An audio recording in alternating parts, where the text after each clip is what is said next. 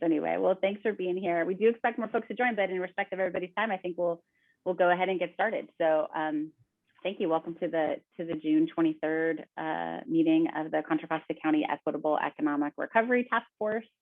In case someone is watching this online at a later time, my name is Kristen Connolly. I'm the Executive Director of the Contra Costa Economic Partnership. I am so grateful to have had this experience working alongside our partners at the Employment Human Services Department of Contra Costa County and the Contra Costa County Workforce Development Board. So Patience of Fudu is here, and thank you to other folks from the county who are on the line that have made this possible. So our agenda today, just to do a quick welcome, we'll do our usual economic update focusing on both California and Contra Costa. And then we're going to dive in and just, this is going to be a reflective meeting and talk about what we've done together, what remains undone. We'll do that first in a large group, and then do some work in breakout groups to help inform how this work needs to continue. So because as I was poring over the economic data all month, it's really, really clear, and I've been looking at it all year, there is much more to do. So and looking forward to finding out how each of you and your organizations can see yourself plugging into this work moving forward, because we want it to evolve and improve. So does anyone have any questions or sort of opening news or announcements before we get started? You can just unmute and dive in if you do.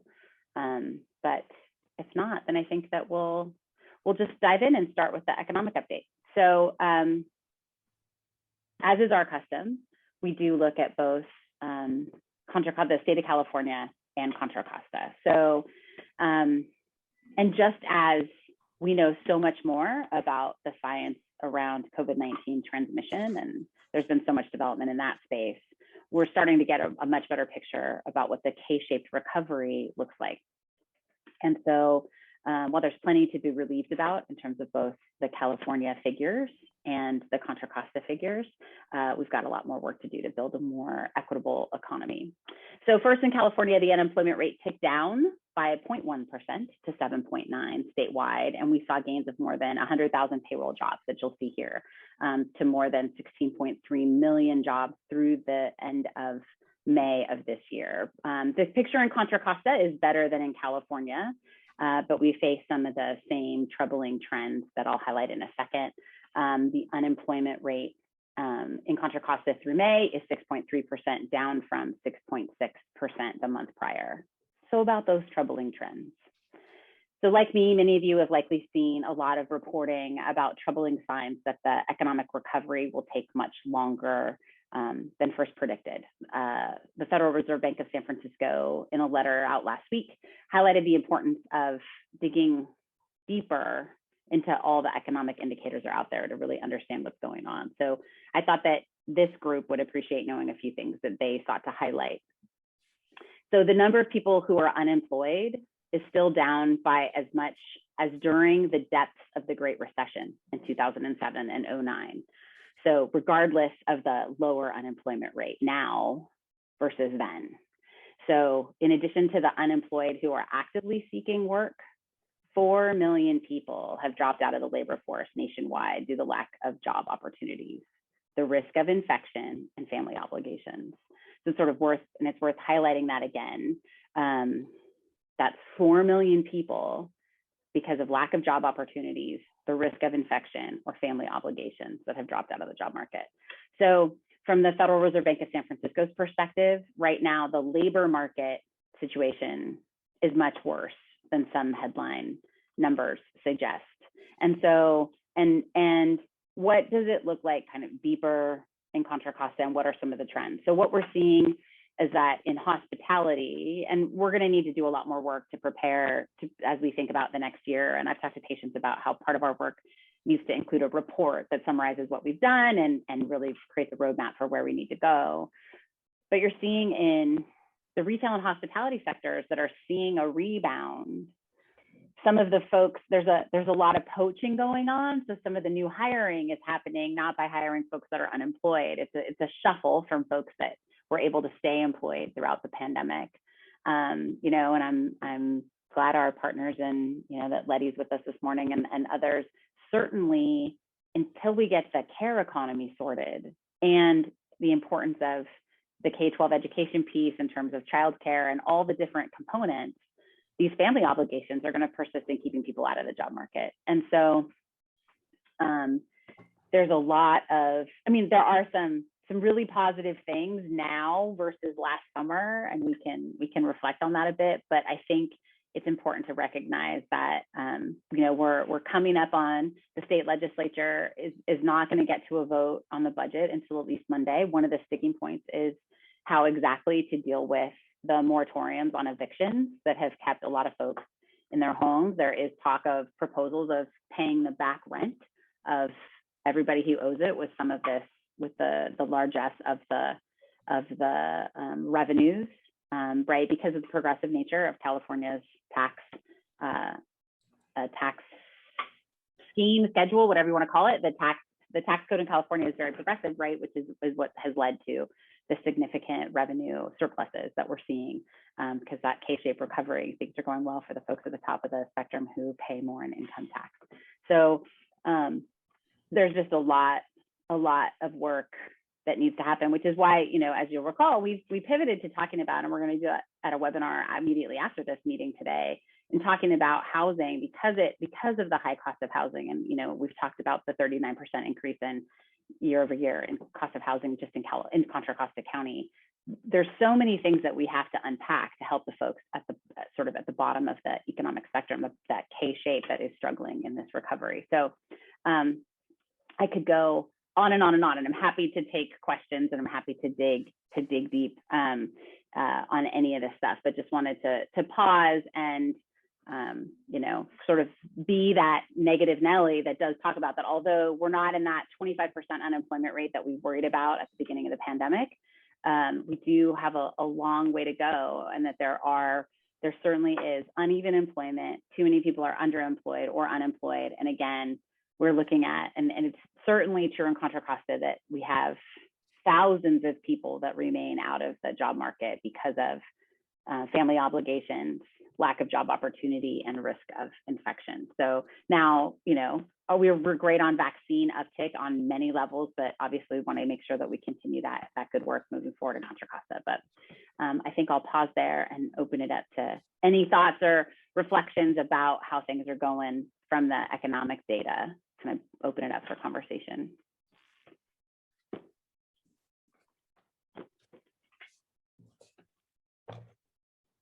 I figured, Letty, you wouldn't mind my comment about the care economy. It's very, very true. Mm-hmm. Could be some exciting progress with the American Families Plan if they get to that in Washington.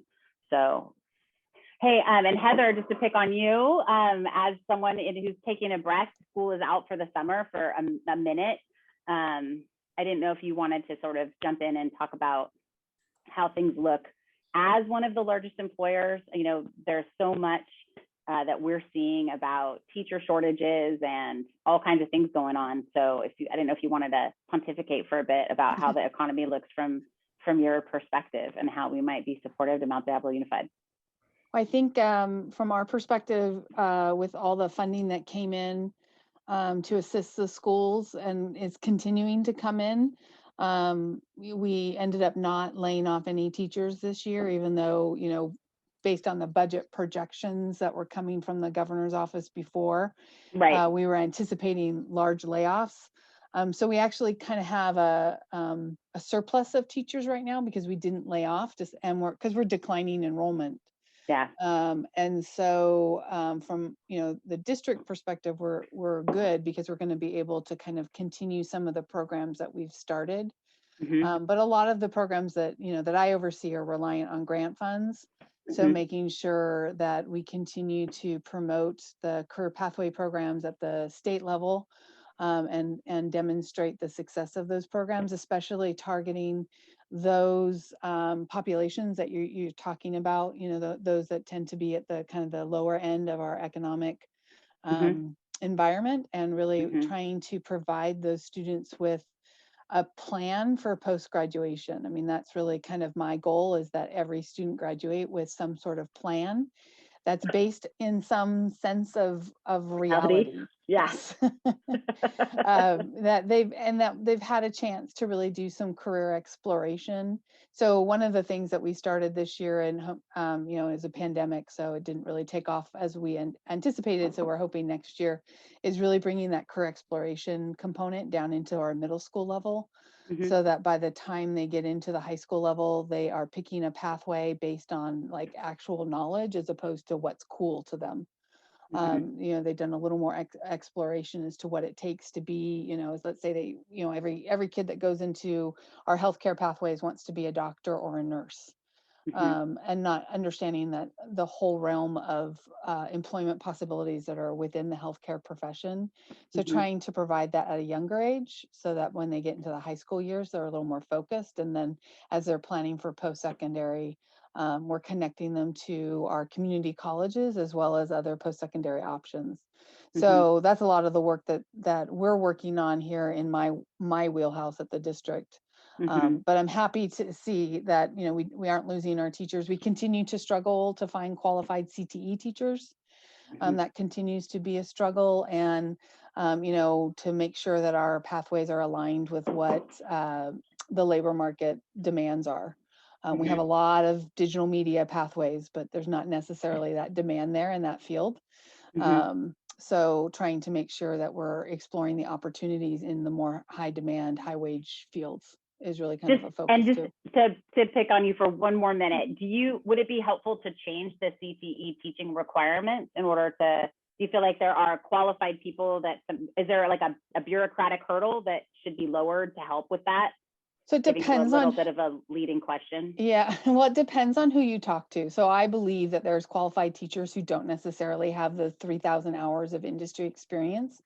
And my teachers that have the 3,000 hours of industry experience, I don't see them connecting to industry partners in the way that I think the CTC believes that those CTE teachers would.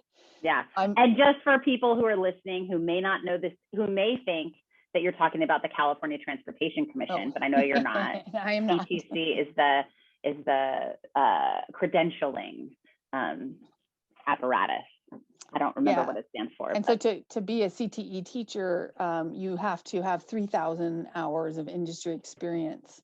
And really where we see the struggle to find those qualified CTE teachers is in the STEM industries, because the teaching profession just doesn't pay what someone can go out and earn in the STEM industries. So I have many teachers who are teaching like the engineering courses without the proper credential because they're passionate and they're awesome teachers. But right now the state deems them misassigned, which potentially puts our programs at risk. Certainly not going to remove a teacher who's passionate and is doing this amazing work and is connecting to industry partners to replace him with a teacher that may not have that classroom management, the dynamic personality, and doesn't really have the connections to industry the way that I think CTC thinks CTE teachers have.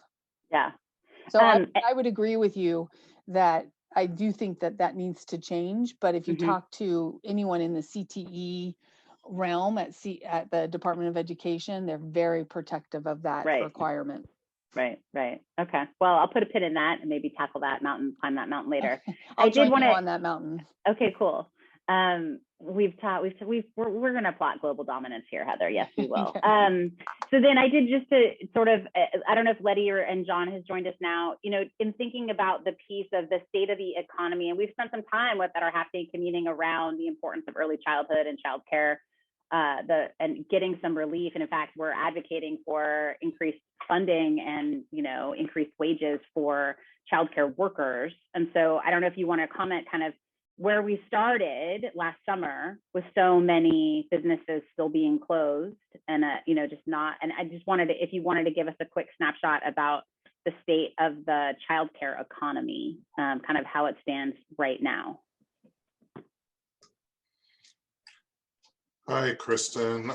It's, we're still looking at a pretty severe shortage of slots. I think in the budget, they've approved an additional 200,000 statewide.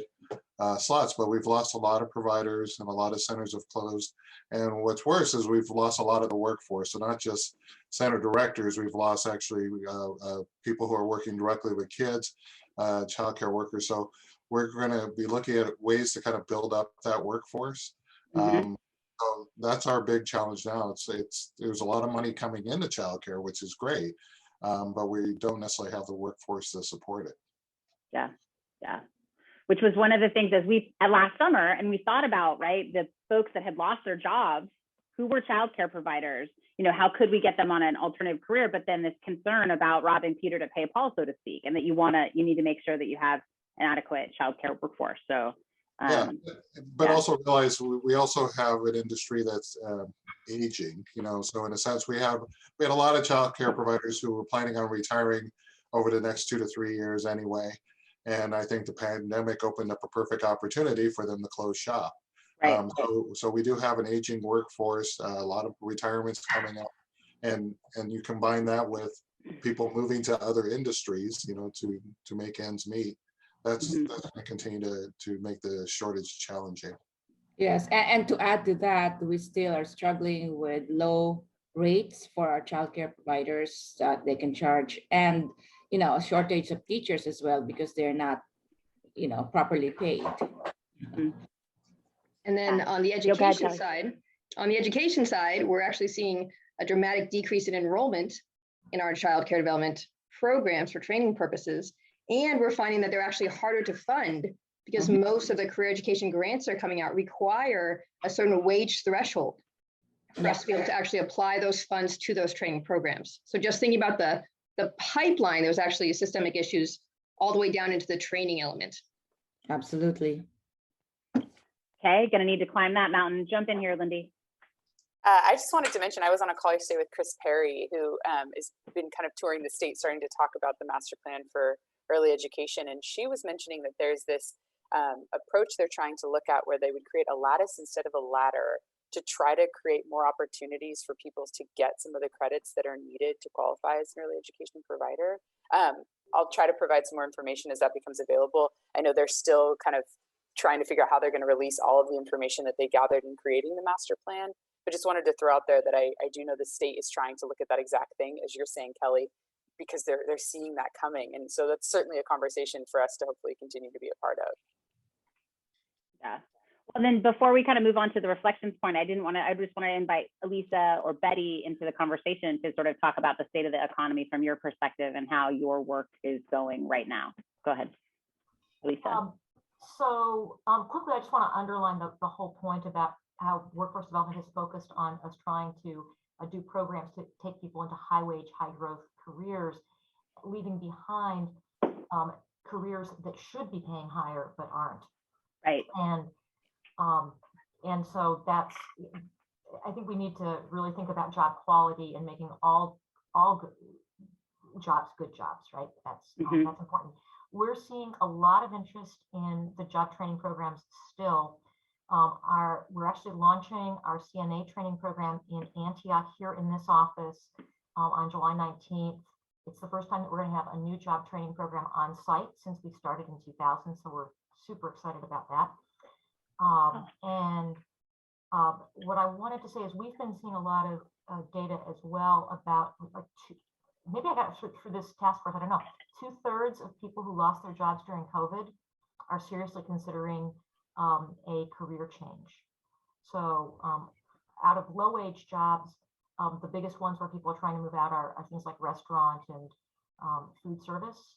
And so I think we haven't seen a lot of people come to us who want to just get their resumes updated, help with interviewing practice and all the rest of that to get back into the same job. What we're seeing is people having taken time off, want a career that they feel like is going to give them good pay and be a rewarding career. So and we want to help them do that too and help you do that. I mean, that's really important to what we're trying to do. Betty, did you want to add anything? So we have had fewer folks who are looking for career services. Most of the people that are coming to SparkPoint are focusing more on financial coaching and financial services. They're wanting rental assistance, so that there's just a real focus on that and how to stay housed, and using us as a resource and trying to get connected to other resources out in the community too. We are about to reopen so we've been doing everything virtually for the last 15 months, but we're about to reopen both of our offices, hopefully in July, to in-person services for our clients, because we know that there are people who did not have access to technology. And so hopefully we can get those folks re-engaged.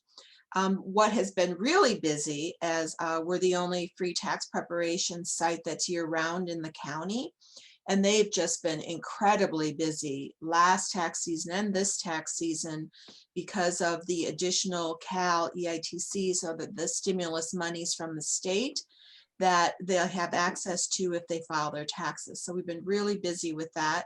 And then we're also still busy with folks now in doing taxes from 2017 to 2020 right now also. Okay, so and accountants also facing retirement that we were just talking about in the childcare space. So anyway, no, that SparkPoint's doing really important work there. And Vic, I'm sorry I missed your hand up. Dr. Baker, do you want to, you put it in the chat, but in terms of connecting PG&E retirees to help fill that CTE gap, did you want to add anything there? I actually had a few questions because we kind of glanced over it, but the comment came that there's a de-enrollment or we're losing enrollment at the high school level. So I wanted to make sure I heard that correctly. But I also heard that we were increasing enrollment at the early childhood level. So am I hearing that correctly? Yeah, I think Kelly reported that they're actually seeing declines in enrollment in the child care training space, in the child development like the child development program that they have at the college and at the colleges. And then there is a K-12 declining enrollment statewide. So it's not just at the high school level, there's declining enrollment that is part of it's partly why California is not doing worse with our hiring of teachers, is because of declining enrollment. But we're not, there's something out today about how we are only graduating 200 reading specialists a year in California. And we need a lot more of a robust pipeline to help deal with some of the deficiencies. I am mindful that I've gone wildly over time in this, but you guys are very wise, and I wanted to invite you into the conversation, and that's the whole point. So I did want to more formally move into kind of the discussion space of reflecting on where we've been and what we've been doing. So maybe I'll pitch it to Lindy here to talk about that a bit. Sure. Hi, everybody. We just wanted to kind of review what we did in the last year, and also just take a quick glance at kind of where we started and how this has transformed a little bit in the process. Mark's going to run these slides for me. Go ahead, Mark. Thank you. So we started from a place of a lot of uncertainty, and I think that continued to develop as we went through this. When we began in June and July of last year, we were seeing some kind of small steps towards reopening things. And of course, as we all know, those closed right back down in the fall. And there was a lot of fear and a lot of confusion.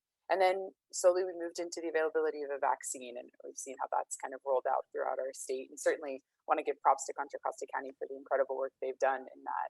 They've really spent a lot of time making sure that our county was accessible and that vaccines were available. So glad to see that play out here. I know that they've really been looked at by other counties as an example, which is really great. So thankfully, Contra Costa County, the EHSD and Workforce Development Board, kind of saw that there would be need for us to consider and think about what economic recovery would look like, and partnered with us here at the Contra Costa Economic Partnership and formed this task force, which we brought together diverse stakeholders and employers. We wanted to get a lot of different opinions and thoughts. And what kind of came out of our initial meeting was this recognition of the structural issues and the need to not just say, like, how are we going to solve something in the next 3 months, but how are we really going to make recommendations for moving out of our current economic situation into really a better and more flourishing economy for everyone, somewhat, I think it's been popular to say that like recognizing that this just highlighted inequality and highlighted inequities in our community, say that like how could we make changes that wouldn't necessarily return us to normal, but return us to something better, or bring us to something better. And we really developed a shared vision and a shared definition of equity. That was kind of our early work in trying to say like, what is this going to look like, and what definitions are we going to use as we move forward? Next slide. So then our task force kind of got to work.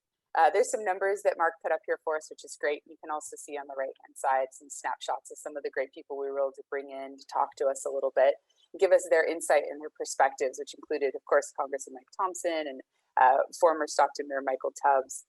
And through those conversations, I think we really highlighted some of the specific issues, many of them structural, systematic, that we wanted to talk about and try to make recommendations around, and really tried to highlight some shared advocacy priorities, which of course accumulated in a lot of discussion around the American Rescue Plan and Measure X and some of these local, state, and federal funding sources that might be available to Contra Costa County, and how we'd want to try to really move our county and community towards using those funds. So in total, we've actually hosted 16 meetings in the last 11 months.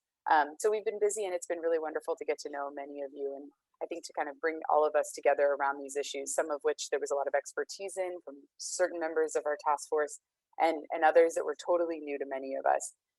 So it's been kind of a journey of education, I think, for all of us, but really accumulated in a lot of work towards what advocacy priorities might be here in Contra Costa County, and where we might really want to look towards solutions. Next slide.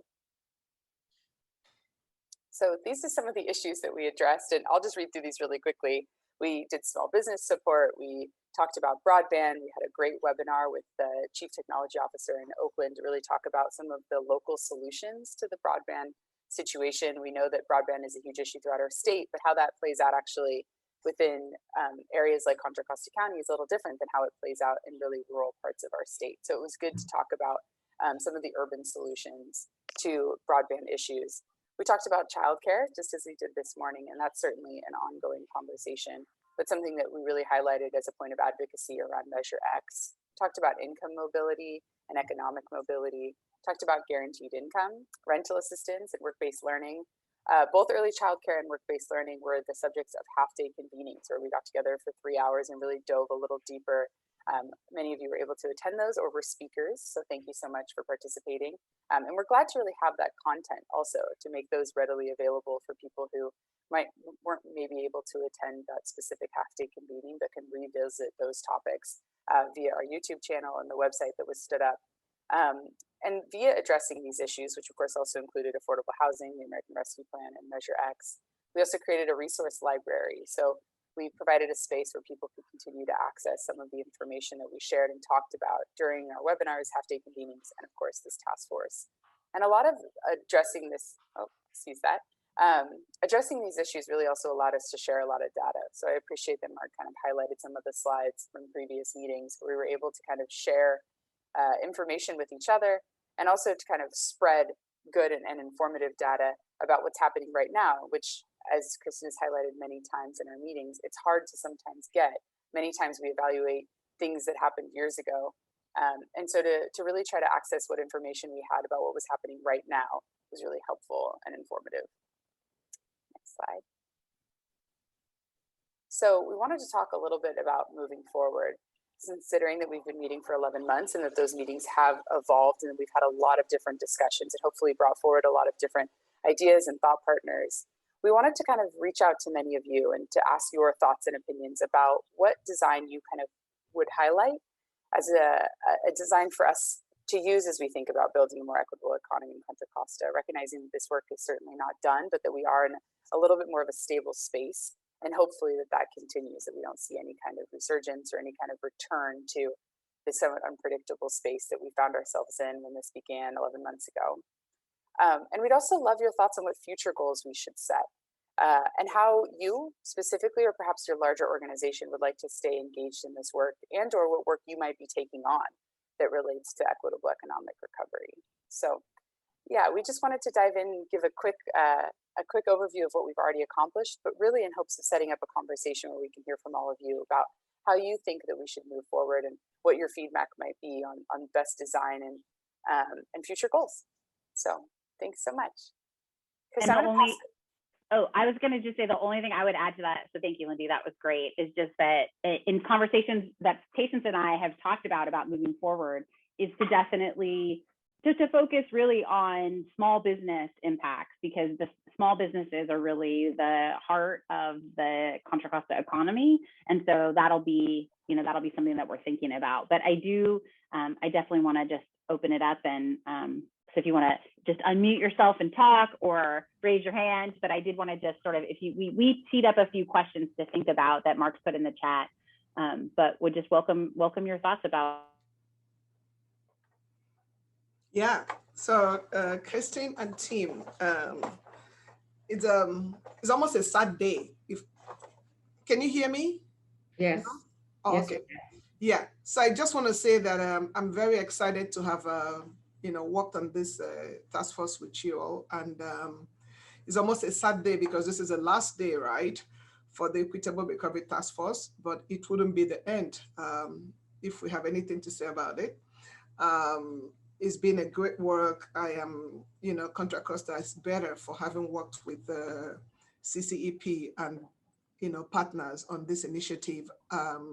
It has really opened our eyes up to a lot more work that we need to do. All your contribution to this team is really, I can't even begin to say how grateful we are that you've had a voice in this, and that, this is not the end. And the questions they asked about, moving forward, this next step is very critical in us being able to fund and continue this work, during this recovery. So again, I welcome everyone to just give us your heart, give us your best. What do you know? What are you looking for? What do you need? And then we will go and advocate to come back this fall, if not sooner, to continue this great work. Thank you. Thank you, Patience. We've really appreciated the opportunity to work with all of you. And certainly the opportunity to work with the Workforce Development Board. I think you really helped us craft and think about how to have some of these conversations. And I appreciate you saying that it also gave us all, I think, the opportunity to learn about maybe an area that wasn't where we spend the majority of our time. We've taken certainly a really wide breadth of what economic recovery might look like, and I'm grateful for how all of you have helped us to do that. Anyway, I think that in moving forward, I'd like to kind of open it up with these questions. So perhaps I recognize that asking all of you to come up with a specific design plan, though if you have one, I would love that, might be a bit of a stretch. But I am curious what you all might think of as future goals, or things that you'd like to see a task force like this or a group like this continue to talk about when it relates, or as it relates, to economic recovery. So I realize that might feel kind of broad, but I'm going to kind of leave that out there for a second. And if you give me a moment, I might start to pick on some individual people. But I'm just curious if anyone has thoughts about what kind of broad future goals you think that we should really be thinking about as we think about economic recovery.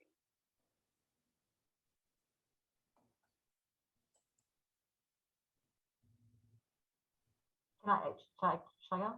Yeah, I was about to say, do you want to just waste that? So, one of the things that I've been thinking about, and this is really up for me in terms of the care economy, is that we have these systems that that sort of force wages down for both in the child care, also in elder care professions.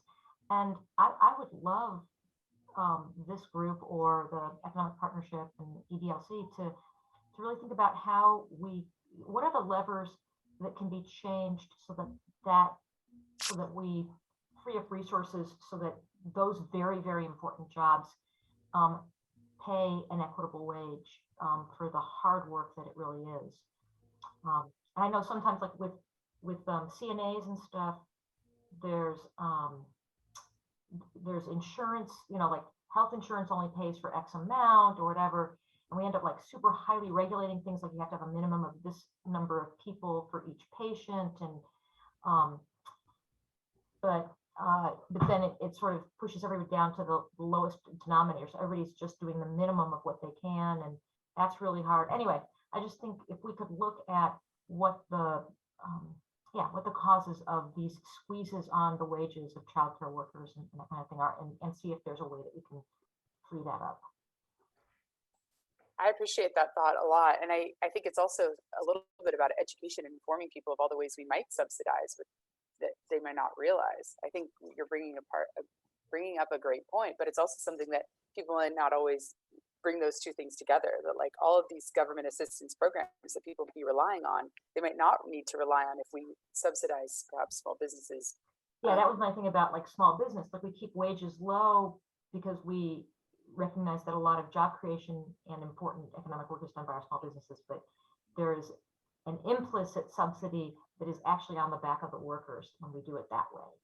And so if what we're trying to accomplish is to encourage small businesses, let's see what we need to do that without necessarily taking it out of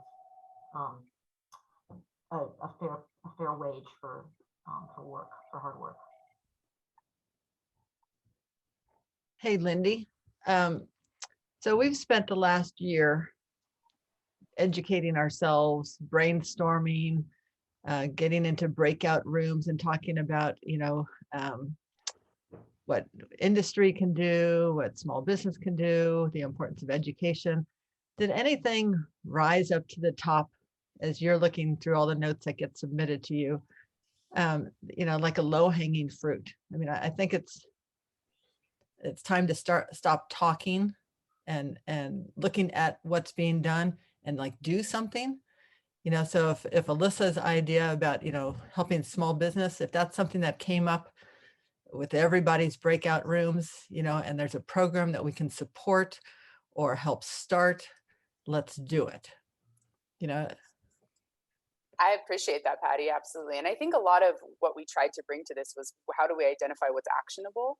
Yeah. And I think a lot of that was really brought to our Measure X recommendations. And even if Measure X doesn't choose to pursue them, I think a lot of those did feel like pretty actionable things, recognizing that like increasing paid internships and that technical assistance is needed for industry to perhaps be able to provide more work-based learning opportunities, recognizing that employer of record is a concern there, and having more conversations about how we figure out that employer of record kind of complication. I think both Heather and Kelly kind of touched on that there's some low-hanging fruit in the education space that might exist around training and those who are able to train. But I also think that we talked about technical assistance for small business, right? And that is somewhat of a low-hanging fruit. But even low-hanging fruit requires funding and commitment. And so I think there is still an exploration that's needed for some of these about how we make that not just actionable, but acted on. But I do think that a lot of what we brought to the Measure X, or hope to bring and brought to all of you as recommendations towards Measure X, were many of the things we heard from many of you were actionable. We could be acted on somewhat quickly. Guaranteed income pilot being maybe a little bit the exception there. Kristen, I was going to, so yes to everything. That was a great answer. I couldn't have done it better. I think also too, Patty, and I'm definitely welcome, and Janine's not on camera, but I mean, I think what's been going on throughout this learning and throughout this process is thinking about ways that individual companies and sectors can behave differently to contribute to improving things, right? And so that's going to continue, and figuring out how it is that, like, we need to figure out a way to go to increase the action in a particular space. I think healthcare is going to be a great example because, locally, and I think it might really be the focus of some of our early work next year. And that I want to think about the ways that we can deploy our relationships with companies to have individual change happen in terms of how hiring works, how recruiting works, who's contributing to work-based learning. And so I think that, right, to borrow Sonny McPeak's phrase, it's not a silver bullet, it's a silver buckshot. Like, we're going to have to do kind of all of these things and to do, the low-hanging fruit while also pushing on some of the harder systemic stuff that is common completely around the entire Bay Area and around the state of California. So like, I feel like this work has changed every aspect of my job, and it might not be obvious to everybody who's around, but like, I have an entirely different job than I did before the pandemic, and that is going to continue moving forward. So Jim Becker, you've got your hand up.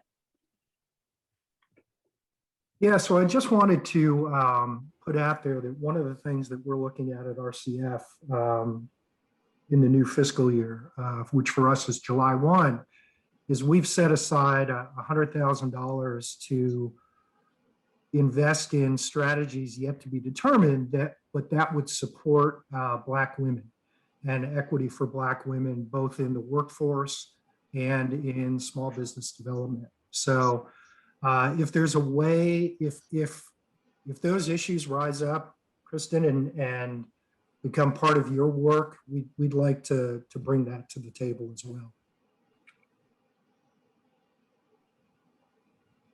Thank you, Jim. And Deneen, you put your hand up. I kind of called on you, so I'm glad that you came on camera and would love to just hear your thoughts. Hi, I'm Deneen from Kaiser Permanente, and I just want to acknowledge Kristen Conley for the hard work and always being a great partner. And speaking of partnerships, that's what we are looking for at Kaiser Permanente, is how can we work together? We have a lot at stake here as a community, and being a large part of our community that we want to partner with this organization. What can we do in terms of housing, the socioeconomic needs of our community? So Kristen, we need to have a conversation because we're ready to go for early next year about how we can heal and improve as we go forward. Thanks, Deneen. We will definitely get that on the books. Does anybody else want to? Oh yeah, go ahead, Elisa. Yeah, it just occurred to me that I'm really excited, Jim, about your direction and the focus on Black women and girls and equity for them. And just wanted to point out how that overlaps with what we've been talking about, the care economy, because so many of our workers in the care economy are Black women and women of color. And so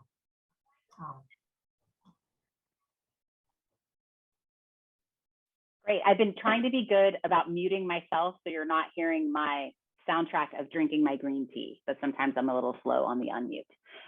Okay, so, and I do appreciate that, Keith, you just put some great thoughts in the chat, and didn't know if you wanted to just take a moment to share them. You may have shared them while my computer let me down, but I wanted to, before we shift to going into small groups, give you a chance to, if you wanted to add anything beyond what's in the chat. No, I'm good. I want to hear from everybody else. Just want to make sure my thoughts got shared. Great, thanks, Keith. Okay, so the plan was to break off into some small groups. I am open because we are a manageable group here. If you did want to actually stay in the large group, we can do that. So I'm just going to give you, would you guys just like to finish the rest of the meeting? Because I'm mindful of time. Should we just stay in the large group? Okay, cool. All right, sure. So let's stay in a large group. But we did prepare a few other questions to sort of further inform the work moving forward in terms of discussing our vision, right? So what can be accomplished in the next year, next 5 or 10 years? Who else needs to be engaged? How would you structure the work? And what tangible things, right? We've talked about producing a report, doing op-eds, advocacy, to Patty's frame, the low-hanging fruit, all of it. Like I just am so anxious to just keep going and make sure that I'm better about being public about what's happening. So what tangible things should be developed from this work in the short and the long term? So we've put those in the chat, and so we can kind of we'll unshare the slide so that we can see each other still. But so thanks, Mark, for your magic there. And want to just open it up about what you think we can accomplish. Let's start with that in the next year, 5 or 10. Don't be shy. Leslie, I might just call on you to just go for it if no one else jumps in. Kristen, I have something. I think my fear that I always have with the work that I'm doing is that once the grant funds dry up and then the work goes away and all the stuff that I've spent the last 5 or 6 years developing goes away. And so my focus here at the school district is to try and create the systems to support the work, so that it becomes integrated into our system, our bigger system. And I would love to see, I still feel like despite all the work that we've done as a community with like the Workforce Development Board, the community colleges, there still is not a systemic approach to connecting our K-12 system to different pathways. It tends to be a kind of a one-off that, you know, when the grant funds are there, we kind of do this, you know, these amazing projects or this, you know, this amazing work. And then when the grant funds dry up, then it kind of dissipates because other things begin to take our attention. So I would love for us to kind of try and create some systems that support the connections between like the K-12 to the community college, and then also from the K-12 to the different industry sectors and the career opportunities, the work-based learning opportunities that exist out there, and making it so that it's more systemic as opposed to, because if I go away from the school district, does everything that I've built go away with me? I would hate for that to happen, right? Because, you know, the work that we've done has been pretty amazing. I'd like to see it continue, and I'd like to build on it and make sure that it's happening across the county. It would be great, you know, that all high school students are getting the same opportunities regardless of what school district they're in.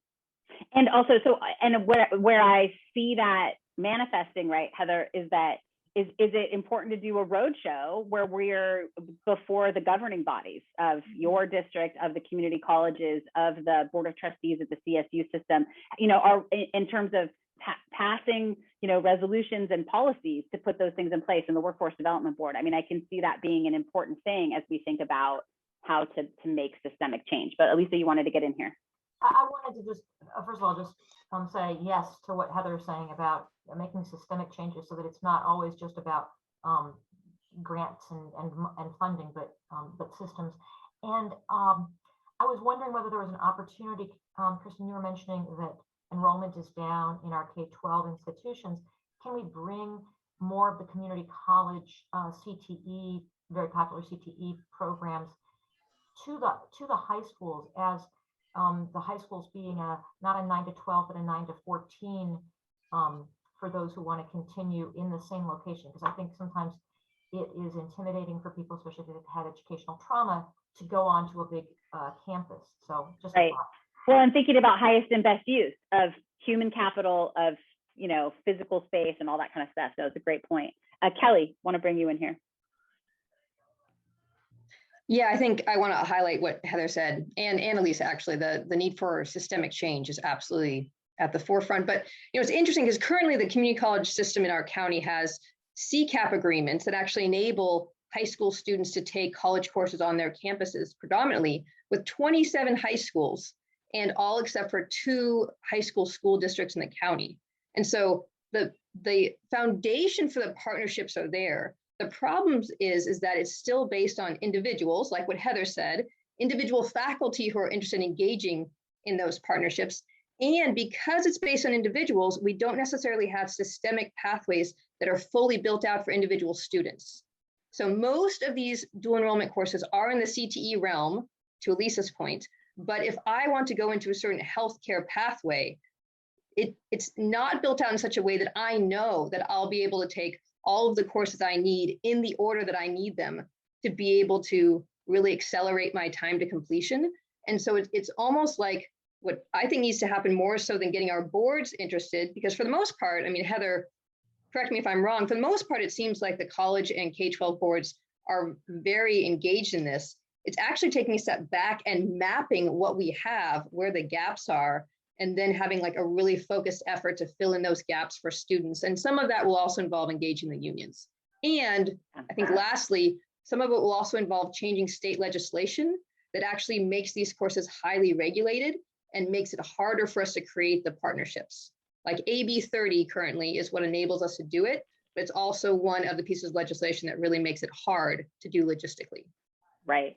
Oh, that's such a great point, because we shouldn't have to turn ourselves into pretzels to make this stuff happen, but it's incredibly difficult. I know, and there's a faculty senate component. I mean, there's all kinds of things. And so, yeah, no, I'm glad that we're capturing that.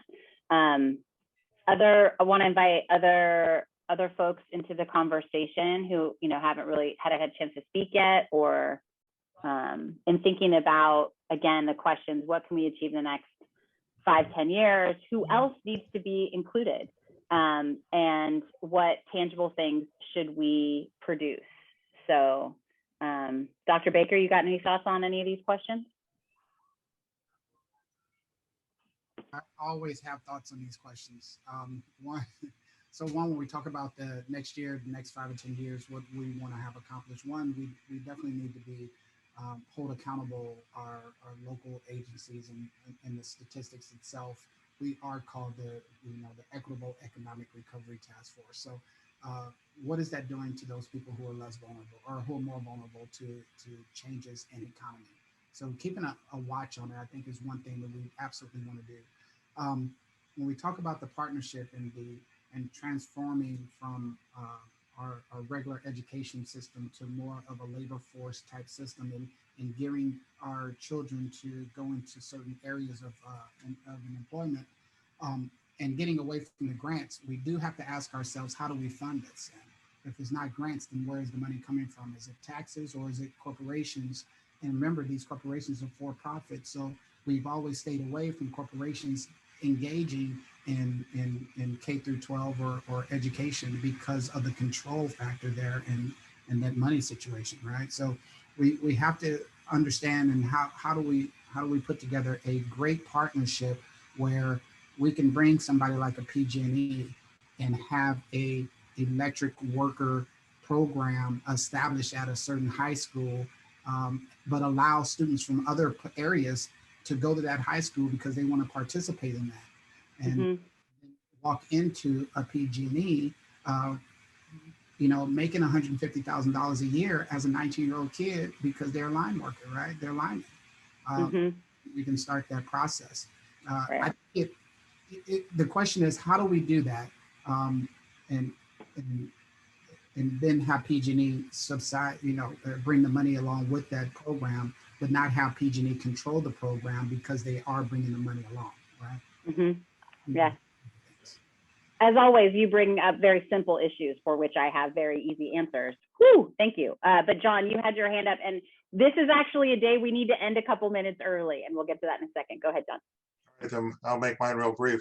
I think one of the things we could look forward to is shifting the paradigm in terms of how everybody thinks about this work. The benefit of this committee is we were able to kind of dive deep in these topics. But I think moving forward, we want to make sure we don't always have the same usual suspects at the table. And in the childcare field, we've been really successful bringing families to the table to talk about their needs at the state level. There's an organization, Parent Voices, that recruits families to speak to legislatures. So I think moving forward, if we kind of think about, whose brains do we need to shift here? And it might be a broader group of people that aren't normally at the table.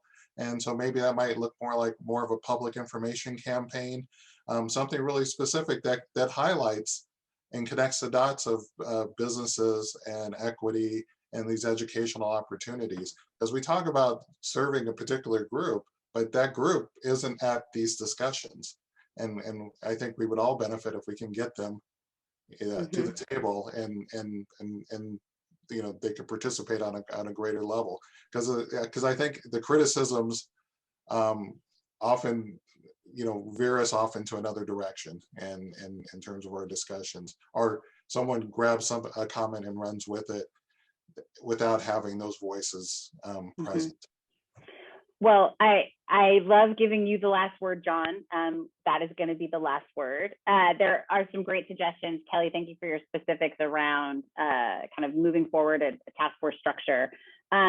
Where we go from here is that we are going to continue to work with patients to develop the next round and what that might look like in terms of the partnership's formal role.